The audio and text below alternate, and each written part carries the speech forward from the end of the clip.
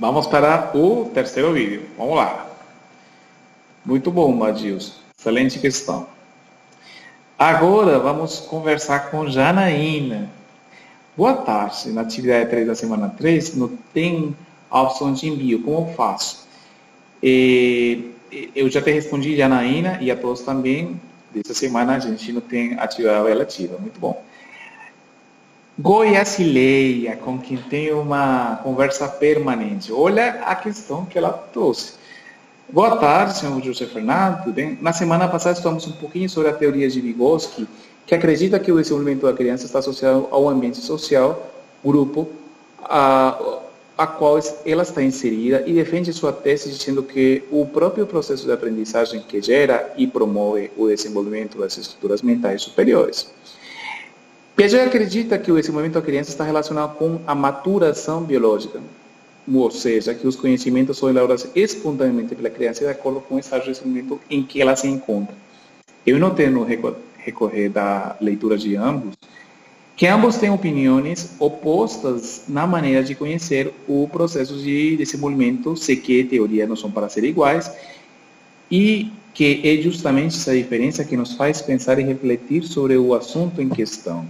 Mas acredito que sigam uma linha de raciocínio. Achei interessante, pois, quando li sobre Vygotsky, foi como se eu tivesse feito mentalmente um novelo de pensamentos a respeito de suas teorias.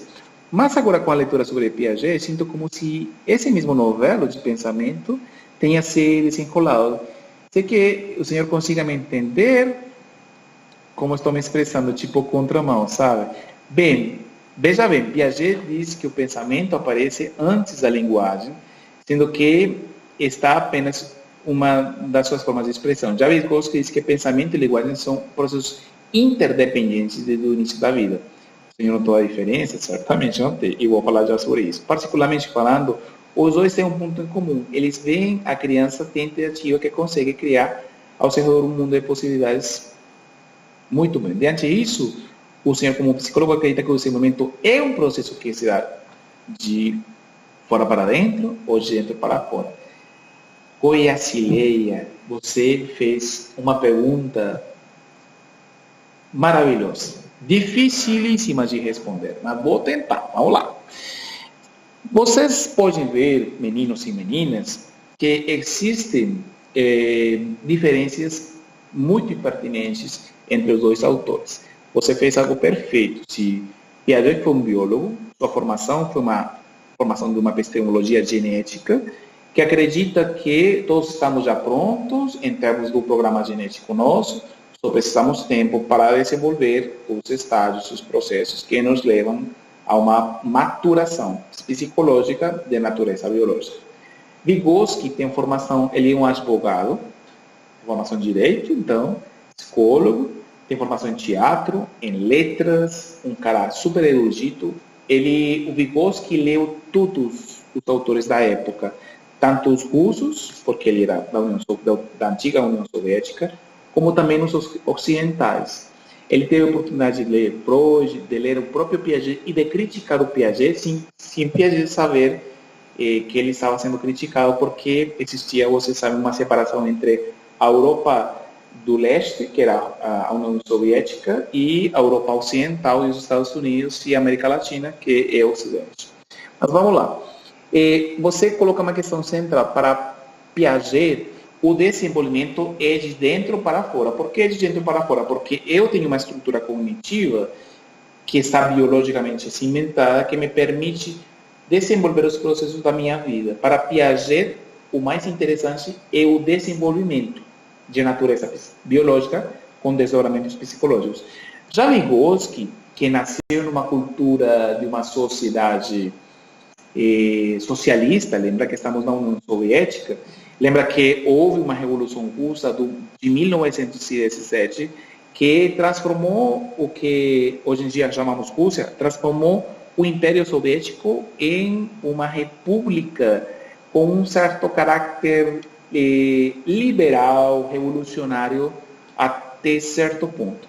Então, se Piaget, que era um suíço de um país capitalista, tinha uma posição muito mais estruturalista da compreensão do desenvolvimento, Para Vygotsky, não existe desenvolvimento se os processos sociais e culturais não são desenvolvidos antes de que a criança possa entrar em contato com essa cultura. O que significa isso?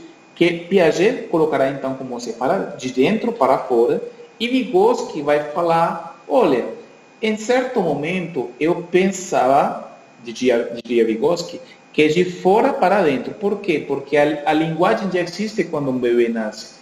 A cultura, o Brasil já existe, a bandeira, os himnos, a pátria já existe quando a criança nasce. E depois ela começa a interagir com essas construções sociais que já foram feitas. Porém, Vygotsky, em alguns momentos da sua obra, ele vai propor, como você muito bem coloca, que não é uma questão de que foi primeiro e que foi depois, porque ele tem uma influência do Hegel e de Marx na sua compreensão e seu pensamento, que ele permite estabelecer uma dialética em diferentes questões que Piaget dividia. Por exemplo, para Vygotsky, indivíduo e sociedade fazem parte de uma unidade. Intelecto e emoção são uma unidade. Desenvolvimento e aprendizagem são uma unidade. Interno e externo são uma unidade. O social e o individual tem que se articular, porque senão não acontece esse desenvolvimento.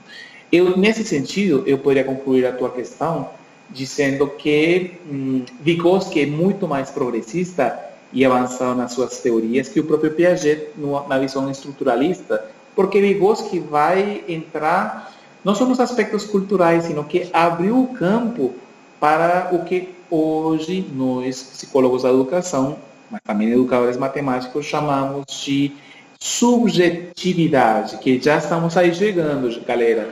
Nós vamos chegar nesse conceito da subjetividade. Muito bom! O Yasileia sempre com questões muito profundas. Eliane Gomes. Oi, bom dia, professor. Primeiro você responder para a Janaína, que não precisa enviar a atividade. Agora já está no nosso portal para entregar na segunda-feira. Não entendi mais nada. Houve uma confusão aí do site, sim, Eliane, mas o certo é que não temos terceira atividade essa semana. Só vamos ter na outra semana. Não se preocupe, Eliane. De repente foi um erro aí que eu pude ter cometido. Essas são as questões já colocadas pela galera, pelo grupo, na semana 3. Mas na semana 2 ainda temos alguns aspectos bem interessantes que eu também queria comentar. Vamos lá, galera. Vamos começar com, de novo, Egberto, que Egberto é sempre muito intenso, ativo. Entendendo que as teorias de aprendizagem foram divididas em dois grandes grupos, teorias de estímulo-resposta, teorias cognitivas, peço ao professor deixar bem claro no vídeo de que forma tais teorias falavam de aprendizagem diferentes. Muito bom, Egberto. Certamente houve uma visão behaviorista, teoria estímulo-resposta, e uma versão das teorias cognitivas promulgada, promovida pela Revolução Cognitiva Americana, com Jerome Bruner, por exemplo, e seus colegas, que fizeram algo fantástico.